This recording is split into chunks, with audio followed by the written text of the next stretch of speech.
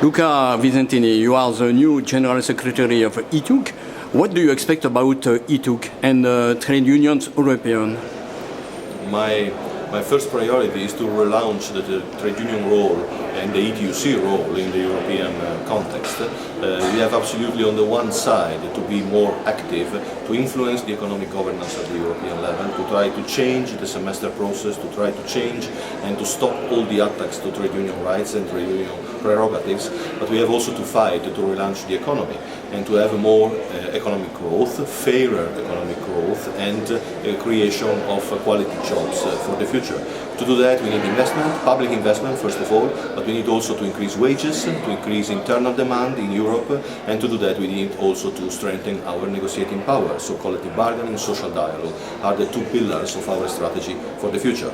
And on the other side, let's say, by speaking about ourselves, we need also to rethink the way of acting of the European trade union movement, and in particular to relaunch the role of the European Trade Union Confédération. We have to be less bureaucratic, more on the offensive, with clearer messages, and we have to reach workers with our messages. In particular, young workers, the youth that is engaged in the labour market very often in precarious jobs. We need to tackle precariousness and try to be closer to young people in the labour market, in the society, and also increase our membership again amongst these people for the future. In the ETUC, there is the European Federation of Journalists. What do you expect about journalists and the trade unions? Well, you know, journalists are a very interesting and particular segment of the labour market.